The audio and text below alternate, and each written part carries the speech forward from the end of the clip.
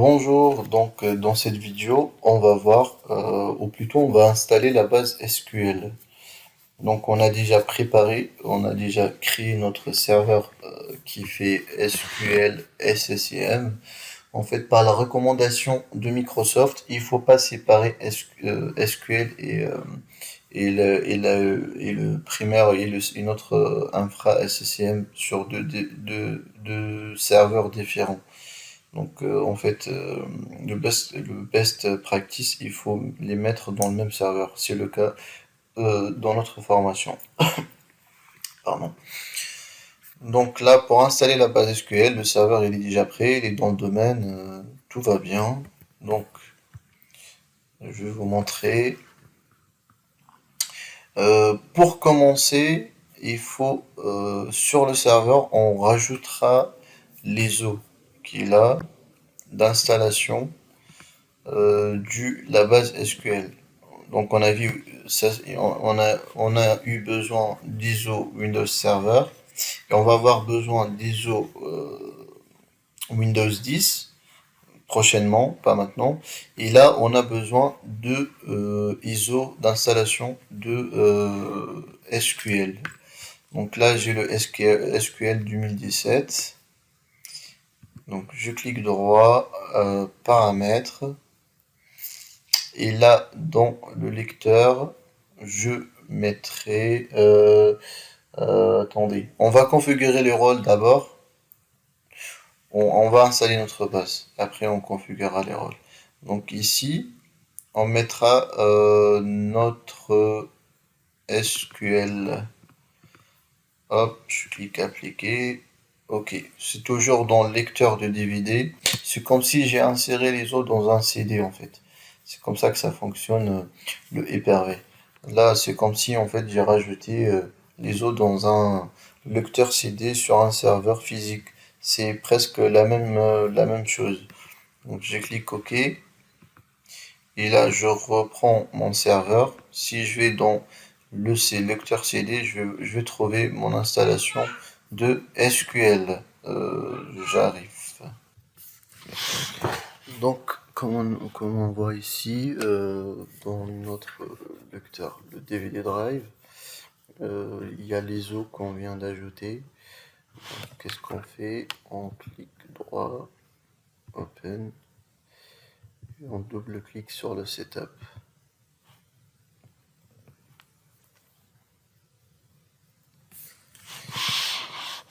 Donc après on va voir tous les rôles qu'on doit rajouter, tout.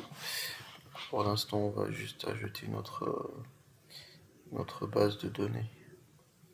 Donc on va dans installation et on prend New SQL Server Standalone Installation.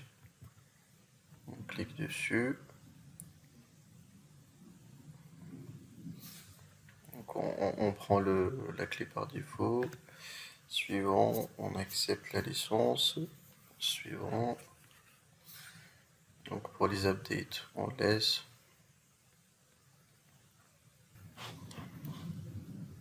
Donc c'est bon. Et là, on prend quoi? On prend une database, une design service. Après, pour tout ce qui est reporting, on voit ça dans une autre vidéo. Pour l'instant, on prend que la database. Pour l'installation, vu qu'on a dit on a que ces deux points. Après, chez les clients, il faut jamais en fait prendre le C. Vous mettez l'installation dans un D, E ou un port. Donc là, on fait suivant.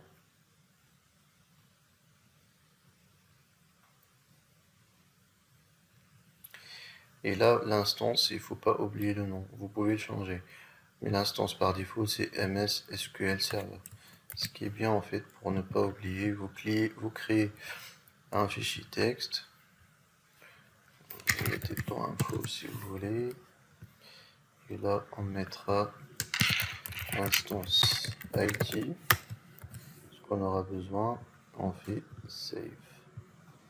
MS SQL Server. Donc là, on clique Next.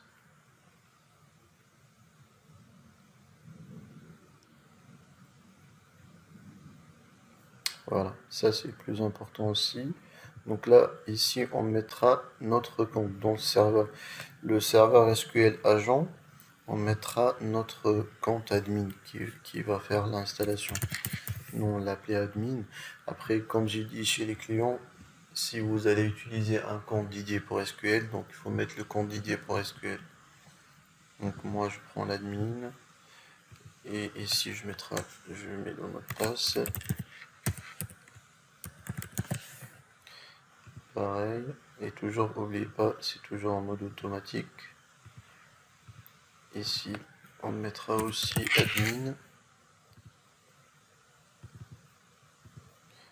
Avec le mot de passe.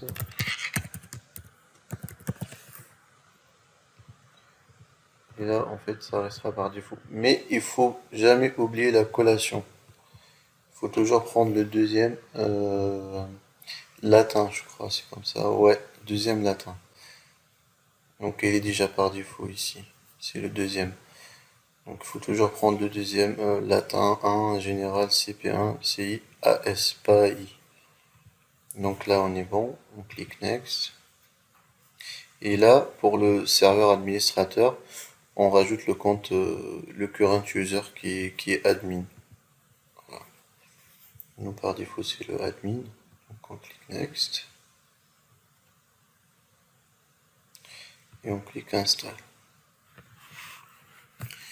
Et là, une fois que l'installation sera finie, on installera comment on appelle ça, le SQL Management Studio. C'est important pour créer des rapports, pour avoir une vue globale sur la base. Et après, pour faire du rôle et tout. Donc, en attendant qu'il installe, je vais juste copier les sources d'installation. Donc, je prends ça, c'est pour le c'est pour le SQL Management Studio. Et je prends SQL Server Reporting Services parce qu'on va en avoir besoin. Juste pour les préparer, au moment qu'il finit l'install, on mettra ça sur le desktop. C'est bon. Donc on a copié nos sources déjà. On attend juste qu'il finisse l'installation de notre base SQL. Donc c'est bon. Tout est en success. On n'a pas eu d'erreur. Tout ce qui est le browser, le connectivity, le client, tout en success. Détail install successful. Donc on ferme ça, on n'a plus besoin, on ferme ça. On a copié nos sources. Donc là, je vais dans ma base. Je clique Yes. Ça, c'est notre base et ça, c'est nos services. Actuellement, celui-là est stopped, mais c'est pas grave. Après, pour la configuration des ports et tout, dans une société, il faut toujours ouvrir le port 1433 et le port 4022. C'est les deux ports pour SQL. Donc là, pour avoir une vision plus claire pour les rapports et tout, on va installer le Management Studio. Donc on fait install. Le Management Studio, en fait, c'est important parce que il va nous donner en fait une vision pour faire des requêtes, pour supprimer de la base, pour faire du select, pour faire du jointure et tout. Donc c'est super important. On voit aussi nos comptes et nos ordinateurs aussi, nos serveurs et tout. Après, au moment de l'installation notre infra SCCM, on va le pointer sur ce serveur SQL là. Il va être hébergé dans cette serveur SQL. On attend juste qu'il finisse l'installation. Il va demander après un restart, normalement. Et moi, en attendant, pour gagner du temps, je vais copier l'installation de l'infra SCCM Mais il manque en fait l'extraction du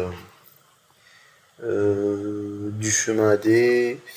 Il manque aussi tout ce qui est indica pour les boots.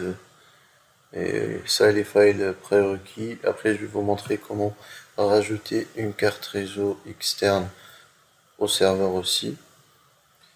Donc, on va commencer par copier ça déjà.